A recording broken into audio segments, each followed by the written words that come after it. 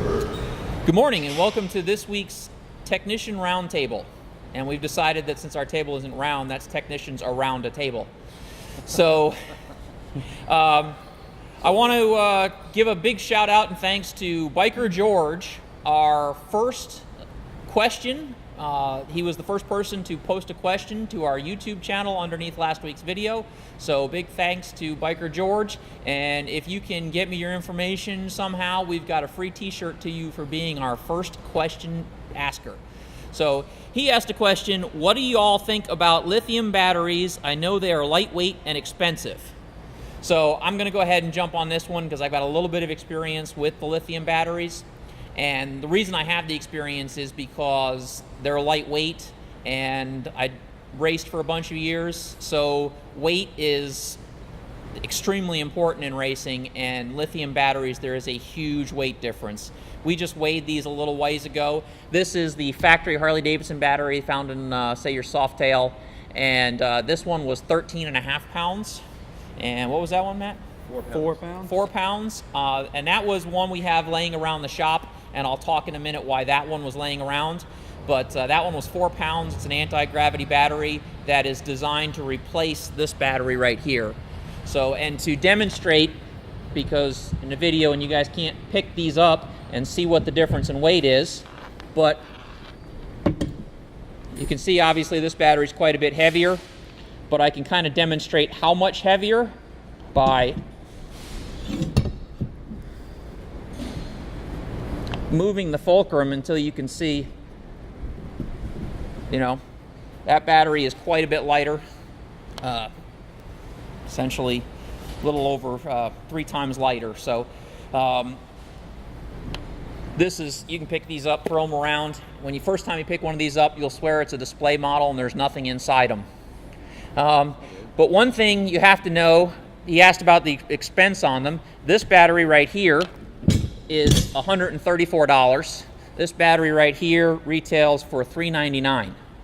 So there's quite a bit of difference in price.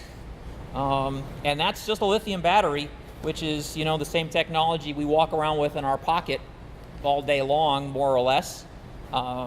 It powers, lithium is starting to take over as our source of chemical reaction for electrical power in most everything. So if you want one of these or not, a lot of it's going to come down to how important that weight is to you. And the other important thing to realize with the lithium battery is you treat these two batteries completely differently. This battery right here will sit on a shelf for a year before you have to charge it. It essentially drains nothing, loses nothing, just sitting there. This battery right here will, if I just leave this sitting on this table, it will drop volts. So,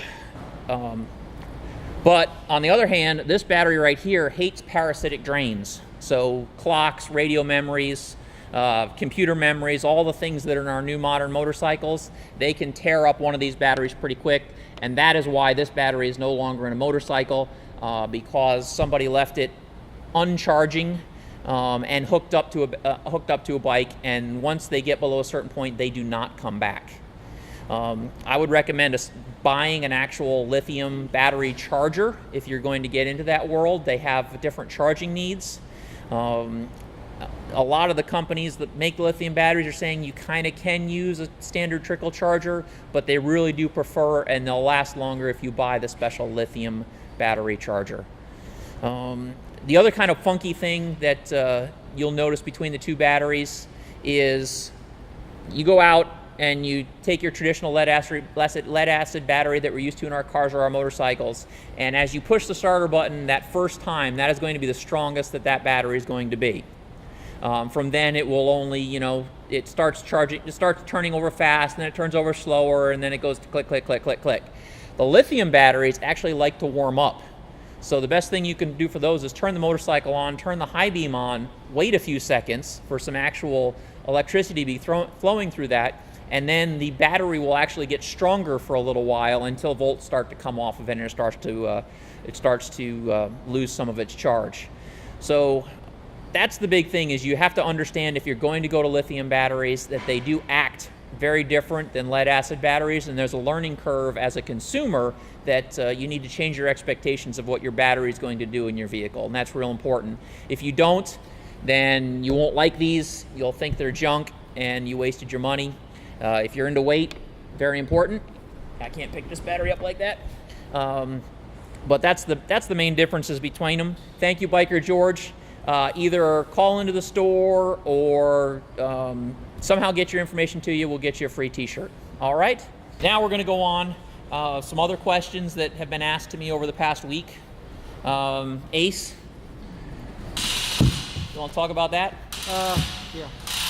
What we have here is corrosion protectant. I guess we had a question about rust on a motorcycle. Once you get it detailed, and how do you prevent the rust from delaying the rust from coming back? What we have here is a product called S100 corrosion protectant. You spray this on the chrome and let it, from the directions here, you let it sit for about 5 minutes, and then you wipe off the excess, and that's it. Before you put this on, obviously make sure your bike's nice and clean from all debris and oil and all that good stuff. And it's a good product. We use it here after we detail the bikes. We spray this on all the chrome, and so we can, because we live near the ocean and all the people, you know, may live near a pond or something, so we spray that on there just to make sure that the rust, it's a rust deterrent. Thank you. Couldn't think of the word. So, College word. Yeah. College word. College word. Yeah, and it's, you know, back in the old days when we were kids with bicycles, if you left your bicycle outside or whatever, or you'd have to, your dad would give you a can of WD-40 to spray the bicycle down with, but it made a big mess. You had left that oily streak look all over your. This is almost a level of protection like that, but yet you can buff it back up to a polish. So that's the beauty of that. And it's pretty inexpensive. It's $10 bucks, $10.95. $10.95. We get a lot of questions about oil change intervals and things like that, and so talk about how often we should change our oil and whether or not just an oil change in of itself is doing your motorcycle justice or just wasting your money. It's doing justice. doing justice. Lubrication.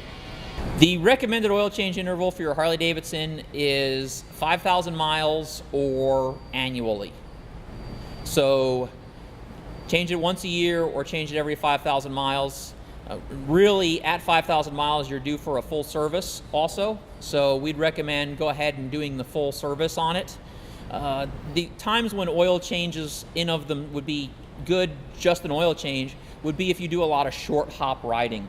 Because every time, if you live a mile from work and you start your motorcycle and ride it to work and then it cools down, basically what that does is every time a motorcycle cools down is that some moisture, just like when you walk outside on a humid morning from your air conditioning and your glasses fog over. Your inside of your engine is doing the same thing with that change in temperature. So the answer would be if you do a lot of that short hop riding, then you would increase your oil change interval just to get that water and possible corrosion out of your engine. Other than that, if most of your riding is done of intervals of, say, 20 miles or more, if you always ride at least 20 miles, every time you ride, you're getting your oil at the temperature and it's boiling that water back out of your engine. And so in those cases, 5,000 miles or once a year is just fine. Otherwise, if you do a lot of short hop, then you can come in and get that oil changed more frequently than that. Yeah, we'll get a lot of guys come in and they'll be like, oh, I just want my oil changed, and realistically it's been 6,000-7,000 miles. Never changed your primary fluid or your transmission fluid either. So you probably want to go ahead and at least do a service. Good rule of thumb, if your Jiffy stand squeaks when you put it down, you're due for a service. Yeah, that's definitely one overlooked item that never gets lubed or anything, so it's always squeaky. And the difference between the synthetic and the 2050, it doesn't affect the oil change interval in that the liquid contamination is still the same. The synthetic motor oil does not resist that outside influence any better than the conventional does. What the synthetic does is holds up the heat breakdown. So if you're sitting in traffic around here, sitting on traffic on Back Beach Road through the summer during Thunder Beach, the Syn 3 would have a benefit of the oil maintaining more of its chemical characteristics at higher temperature than the conventional oil would. And Joe, you've actually a couple times dealt with the moisture intrusion into your motor. Yes, I have. From all your riding around, because Joey, you guys may not know it, lives the chop of life, and life. motorcycle is his only means of transportation. Chop. So rain or shine, and if it rains like it has been these past few weeks, there's a couple times you've had to go a little bit further than just doing an oil change. Oh yeah. I used to live 7 miles away, and so the time I got to work, my bike wasn't at full operating temperature, and more than once I've had a lifter seize up on me because of the condensation. So pulled a rocker box off, just nothing but goo, and so I know that story. So now I live a lot longer. So, Yep. Now you get your bike Yeah. fully warmed up now. But I still change. But I change my oils in my bike probably every 2,000 miles because it's just dirty. Yeah, It's just dirty. I change 'Cause mine pretty religiously Yeah, too. so I don't even Okay. go the 5,000 mile interval. I change it probably every 2,000 miles. All right, guys. Well, that's pretty much our show for today. Once again, a shout out and a thank you to Biker George. Get me your info. We'll get you a free T-shirt. Anybody else? Go ahead. If you have got some more questions, go ahead and put them down there in the comments below the video, and we'll see you next week. Thanks. Dynamite. Cut.